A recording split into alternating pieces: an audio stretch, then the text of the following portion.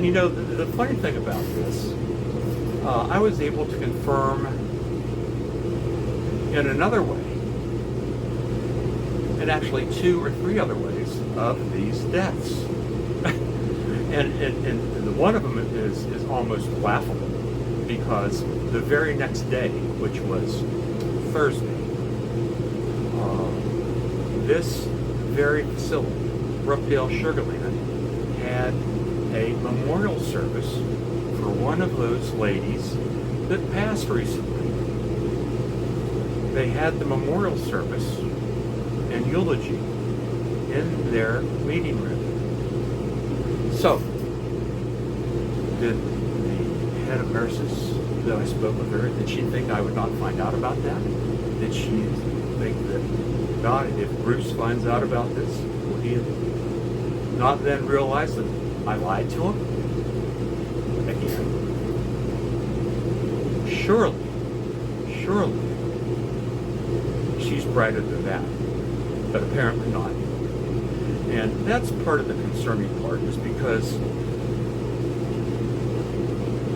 these people, these elders that are residents, patients of this facility, their lives and well-being depend upon honest and good care.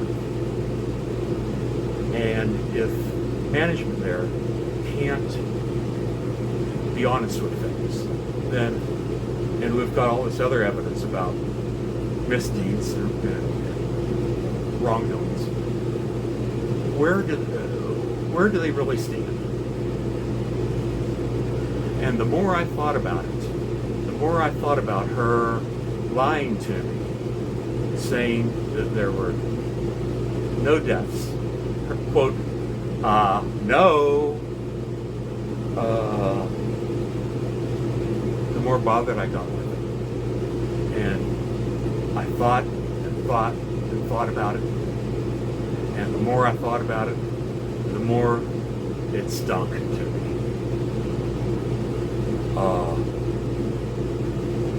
I thought, wow, if there is something going on there, and I have a theory on what I think is going on there. If something is going on there, it needs to be found out. Because just as much as anything else, I don't want my mother to become a victim to this. And so there's 2 parts to this. One is,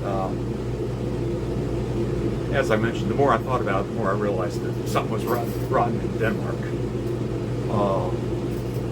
That if she's telling me that there were no deaths, who else is she not telling the truth to? I thought. And I didn't know, but I felt pretty certain that if there is a death there, that they have to, by law, I would think, notify the authorities.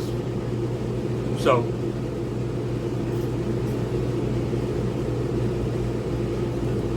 a couple days later, on Saturday, I went to the police department and I talked to them about this. And I asked them, there were 2 Sugarland police officers there with me talking about this. And I told them my concerns.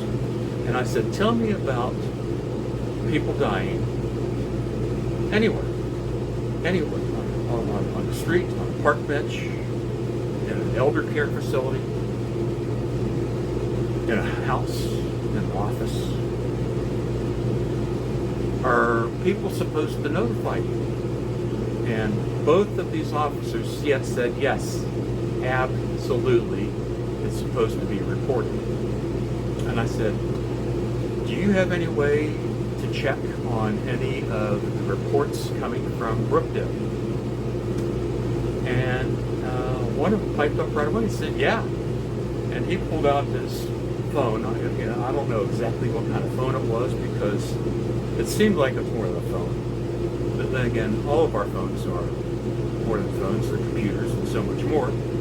He accessed all the records from the Sugar Land Police Department for all of May and all of the previous month in April. And he said, wait a minute, let me look. He pushed a few buttons and he said, there are no reports of any deaths there at Brookdale for all of May and all of April. And again, I was flabbergasted. I didn't know what to say. And I said, are you sure about this? You know, like I'm questioning a police officer that does this kind of thing regularly. Like he would know. And he said, yes. He said, it is mandatory that all deaths get reported to us, and we usually investigate them all. So,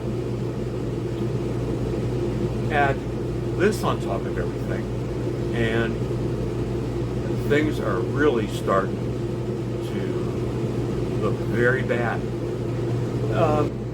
So, as I previously said, that I would tell you my theory on what's going on there at Brookdale, on why elders' health is rapidly declining and sudden deaths are occurring. And they're occurring as that one caregiver told me. And I don't think it's because there is some psycho employed there and they're just running around secretly sabotaging or killing the elders. Although that's happened before in the United States that I know of. Not here. I think if my memory serves me, it was one case was up in Michigan, but that's not what I'm trying to get across here.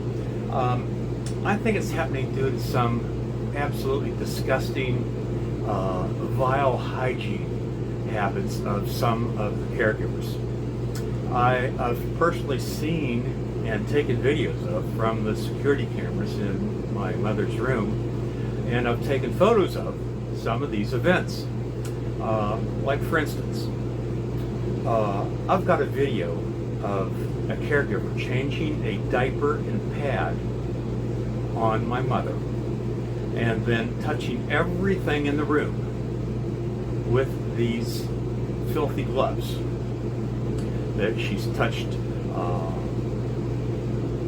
my mom's arm, her hands, her shirt, furniture pieces, and lots of other things. You'll see in a video. I'll put it up here soon. Also, Mom eats all of her meals on a little portable, fold-out, light round table, wooden table, and it's about this big. It's big enough for a plate and some silverware, some napkins, and a drink or two.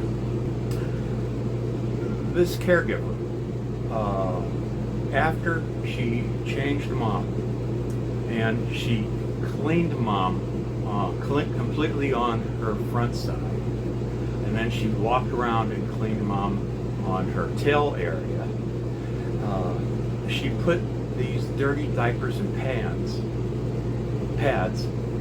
into a trash can bag on top of Mom's little dining room table. And she knows it. You know, the caregiver knows that's where Mom eats, but instead of putting them in a bag and putting them on the floor where they really belong, she decided it was just okay to put them there on Mom's dining room table. In another case, a roll of toilet paper had fallen into the toilet, and a caregiver came in, fished it out of the toilet, set it on the countertop, and there it laid, there it stayed. Watch the videos here. I'm going to insert them right here so that you can see what I'm talking about.